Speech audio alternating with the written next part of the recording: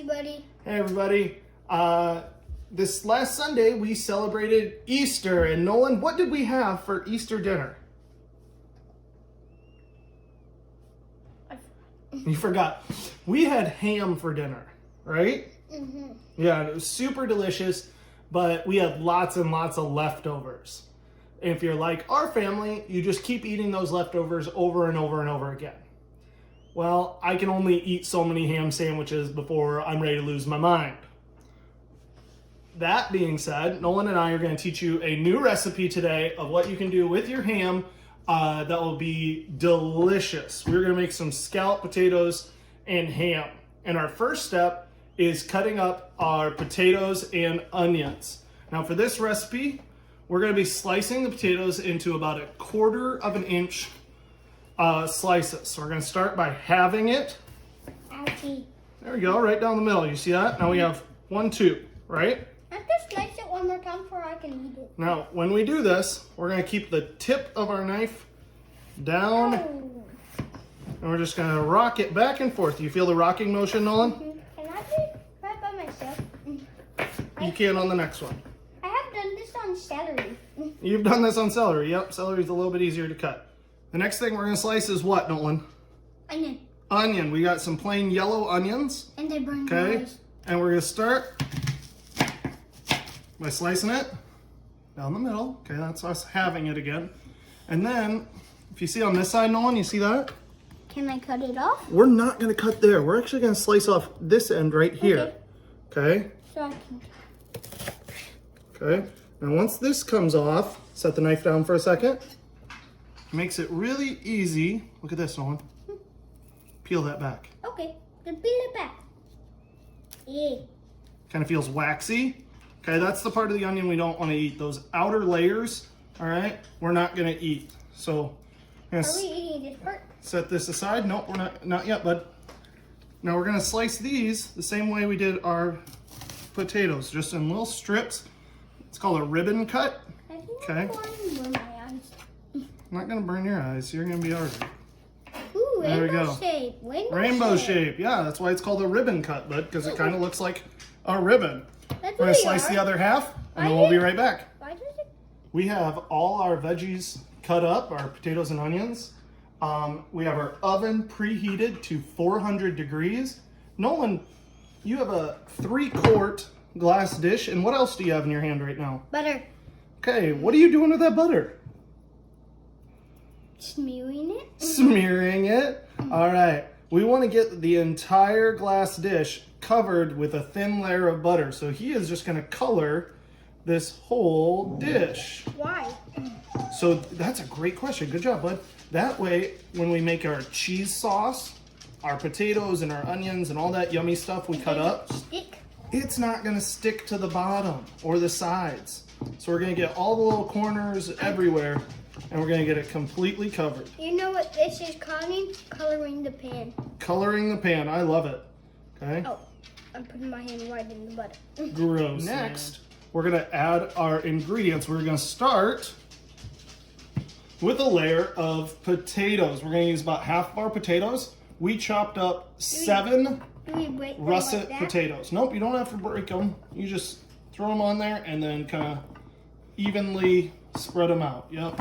All right, next we're going to put in half of our onion, so about 1 whole sliced onion. And we break these apart. Yep, I'm just going to break them into little tiny ribbons. Oh, Oh, I love cooking onions. I love peeling them. You love peeling them?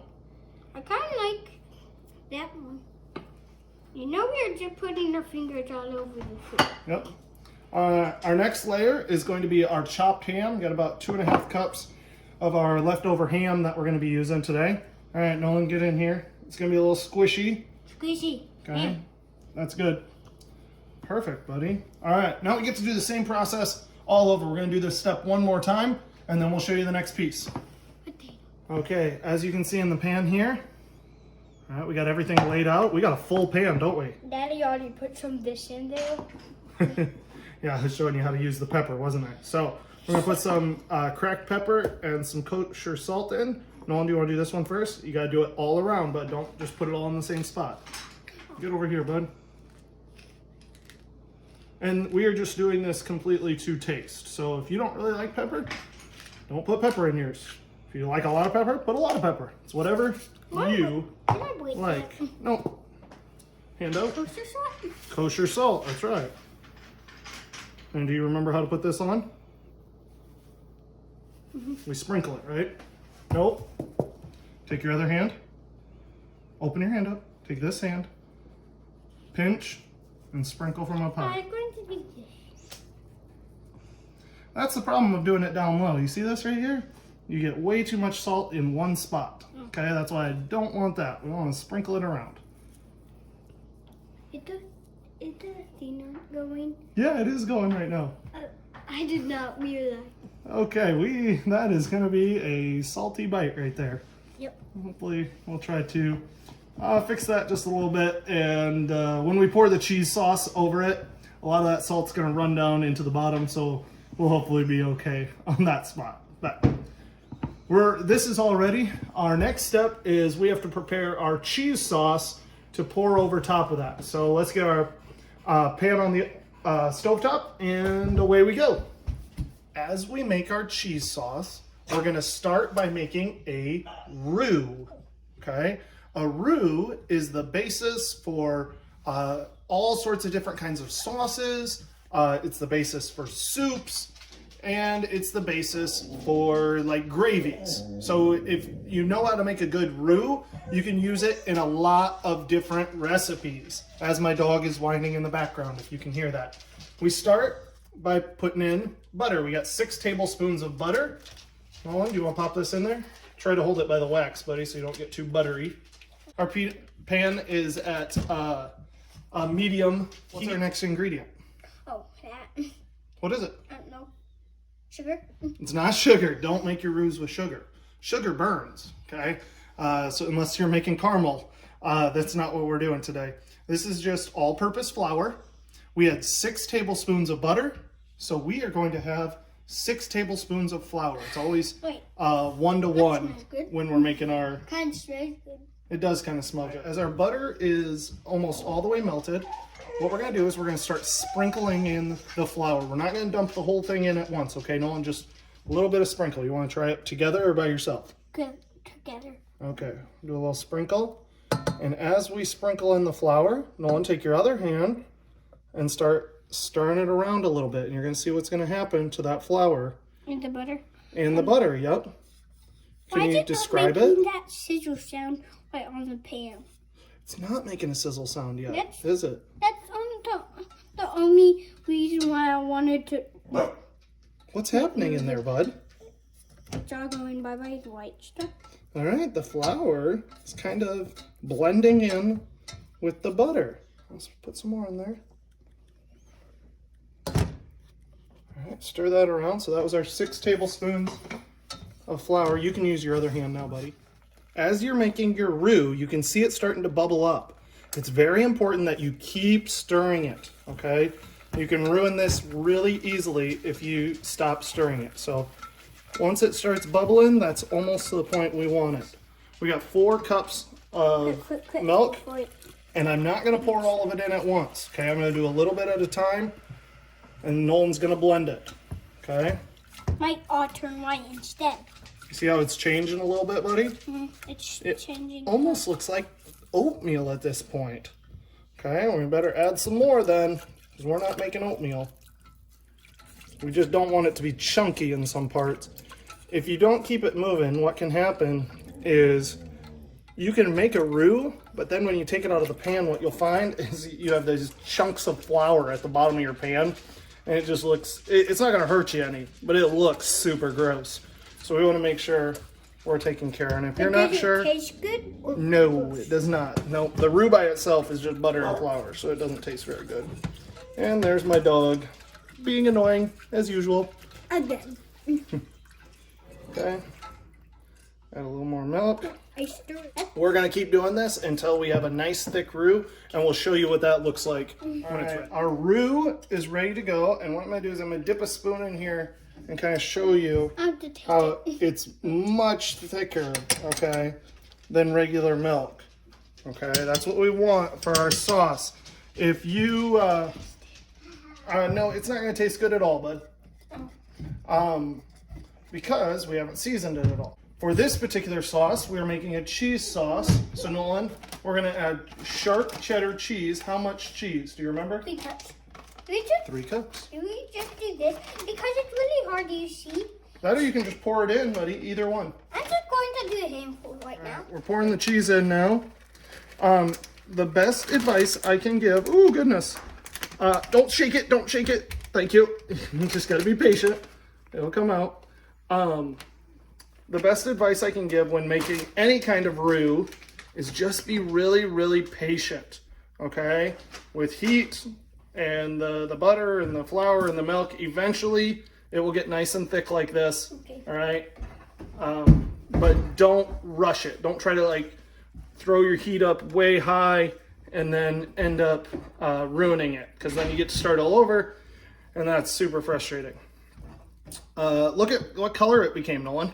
Oh, it's kind of a pudding color. Kind of looks like pudding when you stir it. It does kind of look like pudding now. It's kind of the white pudding color. Yeah, like a butterscotch pudding. Oh, don't touch, buddy. It's very hot. Blowing the steam away. Now, we're going to add 1 teaspoon of salt.